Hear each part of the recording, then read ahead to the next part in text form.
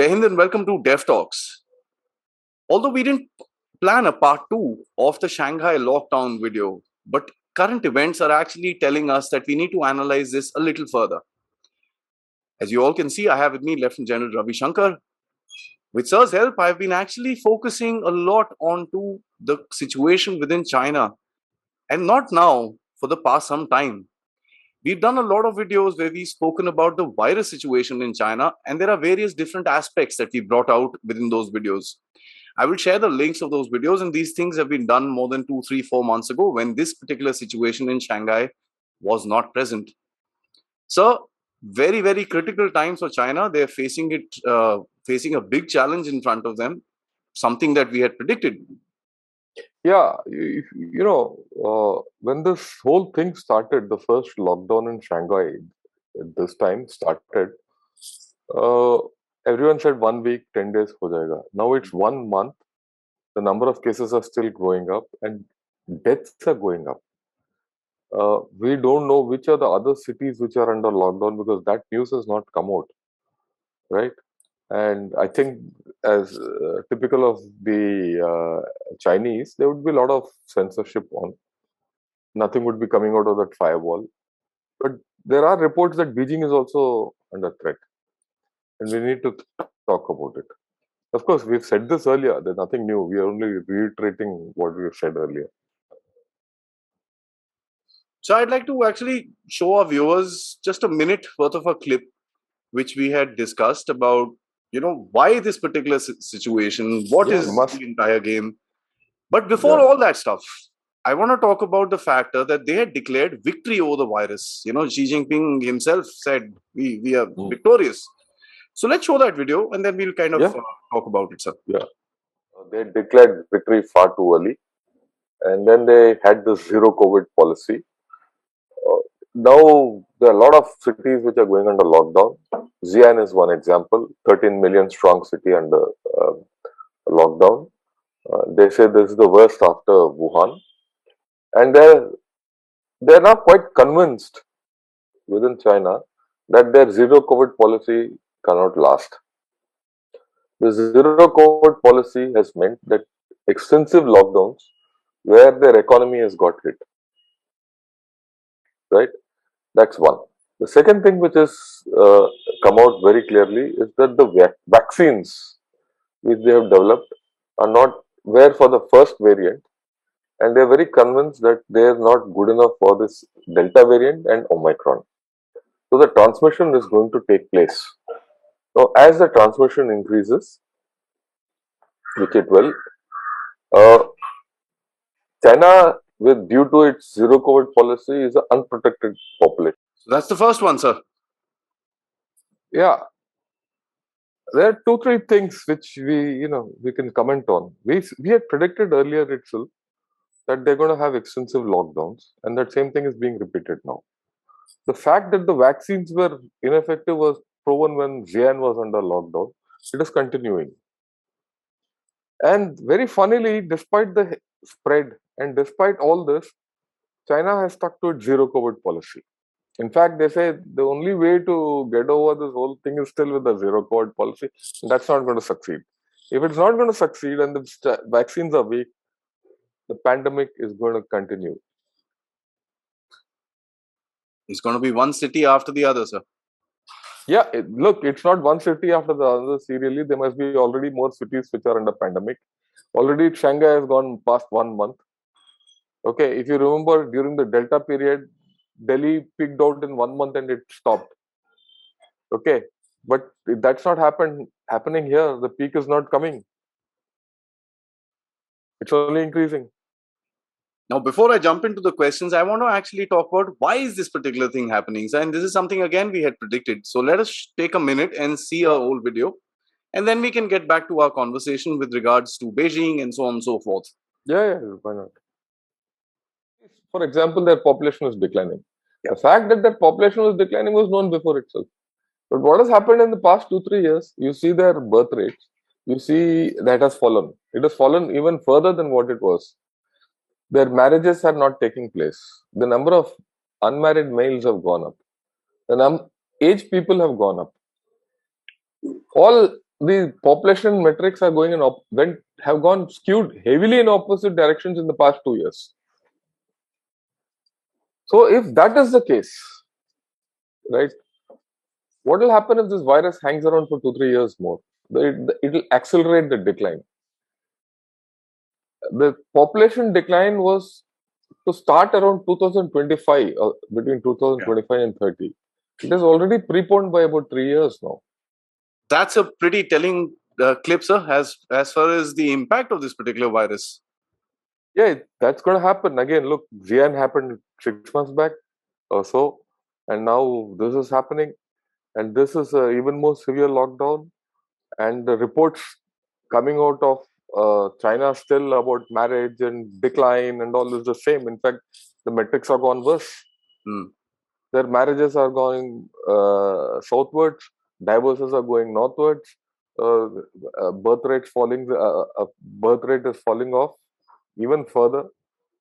Aging, people are getting aged, right? So this demographic effect is getting accelerated by the pandemic. And now we are very clear, 2 years so far, they were in an isolated state. But hereafter, this pandemic is now, it's like a genie out of the bottle, it's got out. It's difficult to wrap it up. We are just starting to get out of this with lockdown, vaccines, good vaccines, whatever you have. It's taken us 2 years and we're still not out of it. So what happens to them? There is still 2 years ahead. What happens to all the demographics in that? What happens to their economy? They've got a lot of problems. You know, one of the biggest things that we see about China, sir, as a matter of fact, they are in a place where we were in the first wave. And when there was a lot of unpredictability within their population and people were scared as to what is going to happen to their entire thing. Now, India is also at a precipice of a fourth wave, as per the experts are concerned. Cases are going up. In the past week, 100% rise in the cases reported in India as well. So there's a bit of a scare around the place. But having said that, the talks about harsh lockdowns, curfews, and this and that is literally out of the question. How do you think the Chinese view this situation within themselves when the rest of the world is now pretty much living with the virus, sir? Look, I think they're panicked and confused. They have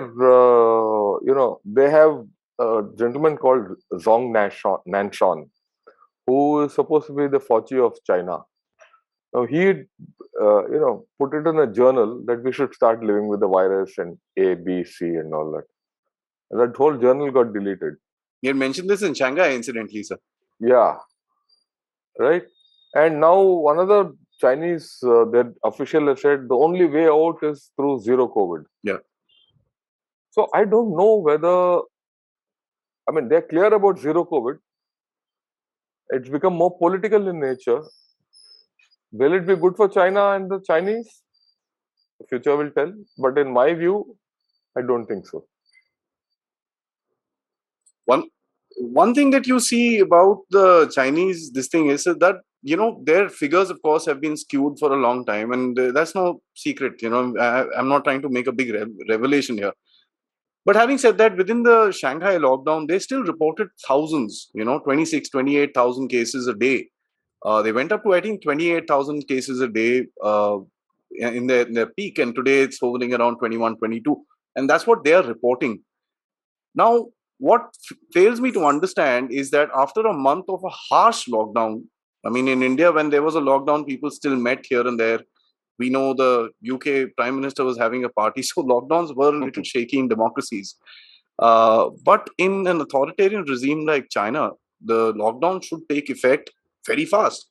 We don't see that happening. Hey, but see, lockdown is outside the apartment and outside, but how can you lock down every apartment? People will still interact.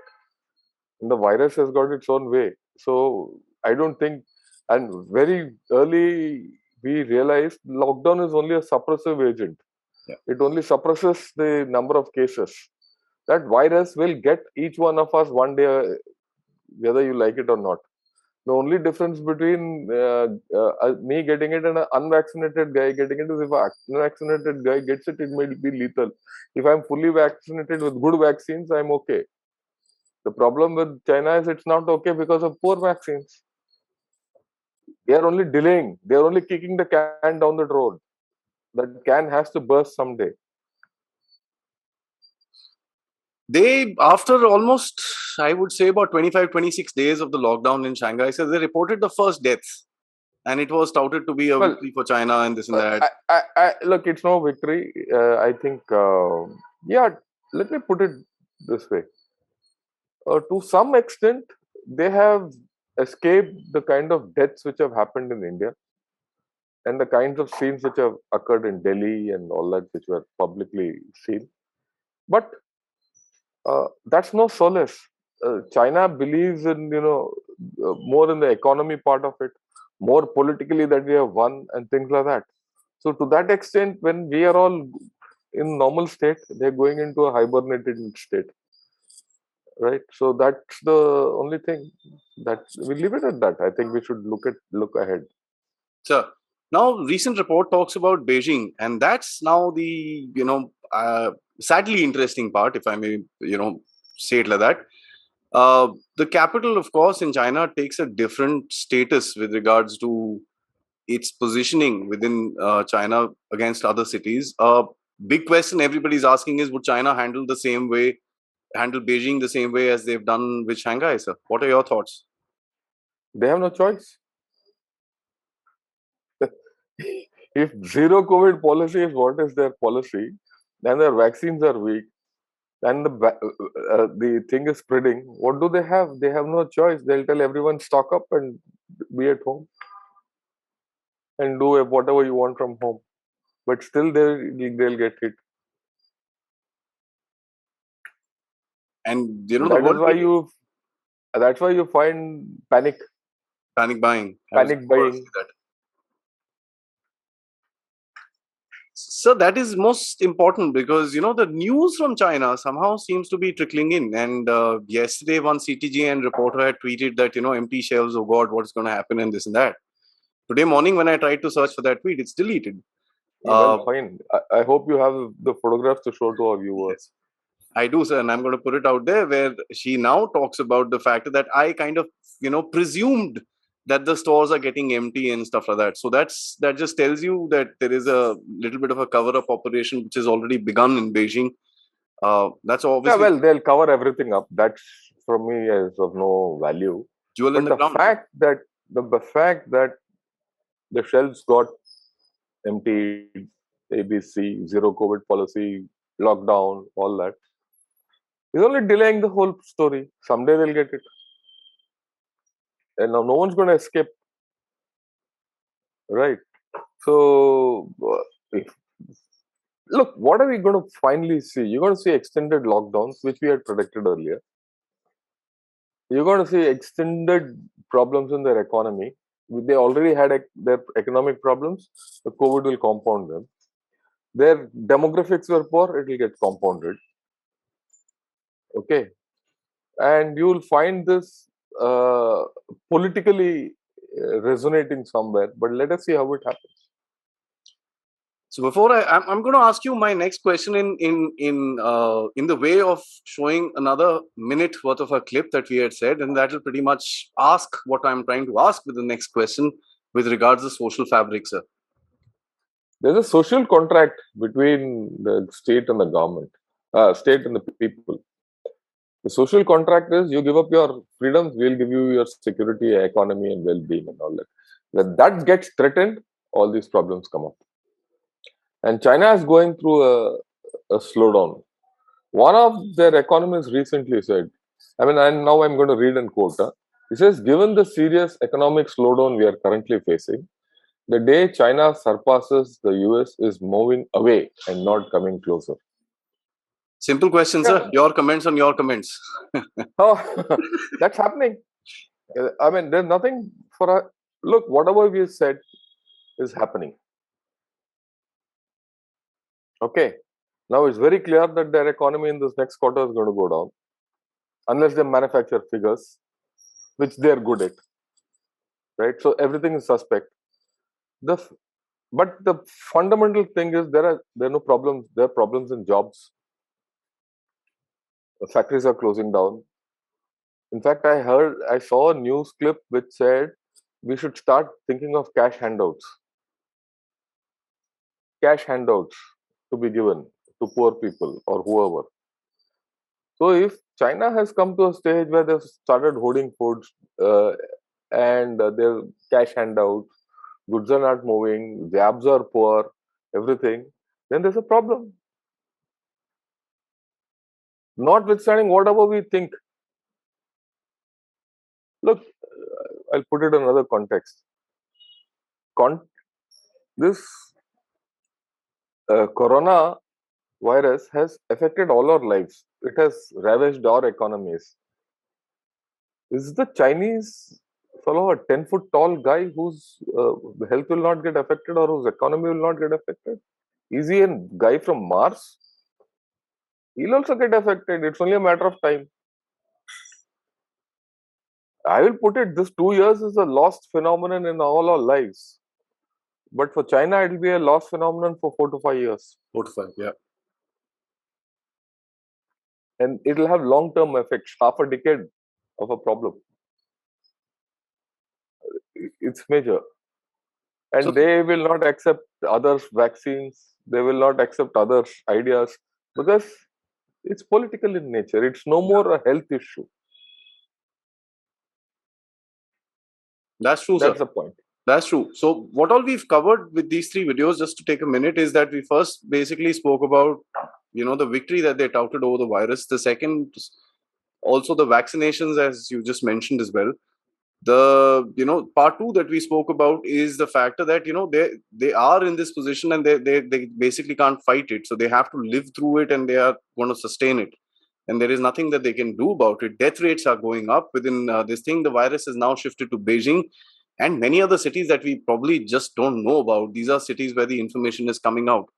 So lastly, what intrigues me most is the number of videos, the number of the talks, the number of tweets, the number of blogs, and so on and so forth coming out of Shanghai, which of course is being put across in the mainstream media as well. Last time when Wuhan happened, there were 3, 4, 5 videos, and those guys were put in jail and never heard from again. This time they're Look, not able to control. yeah, what I'll say is, like they say in Bollywood, अभी movie बाकी है दोस्तों, आगे देखो होता है क्या. So there is a long way to go. So those of us who think that China will become a superpower, it's become super, but whether it will become a power, we'll see. बीच में है अभी. There's a long way to go, sir. Yeah, there is a long way to go. And that's what the critical part And is. as I no, look, I am of the firm opinion. Your economy, your military power, and your other issues which contribute to you being a superpower have got delayed, isn't it? Hmm. Because of this virus, it's getting delayed. But there's one thing which is not being delayed: aging, falling birth rates, shrinking demographics. When that takes root, that will happen. In fact, that is coming closer from the other side. So the window for China to become a superpower is reduced. Major issue. Of course, only time will tell what the kind Yeah. effects will be. We are just making a prediction, and we are making a prediction on some predictions that we had featured on this very channel from a year ago and till date. Some of these are, I've got lots more that we've spoken about. We've spoken about the economy, we've spoken about their military, we've spoken about their military readiness because of the virus and stuff like that. So a whole lot has been spoken about, and how this will actually end up being true is something that we'll have to see in the future, and what all masala gets added on top of this. Sir, thanks so much. Although a very short video, but I think this was needed to be done to tell across the credibility of this very platform that we've been talking about this for such a long time, And so please have a look at this particular thing, and you'll probably realize what the reality of China is. And of course, the second part is our continuing eye on China. That is something that we want to do and be the ones that watch China for the great nation that we have. Thank you, sir. Till next time. Jai Hind. Jai Hind. Thank you.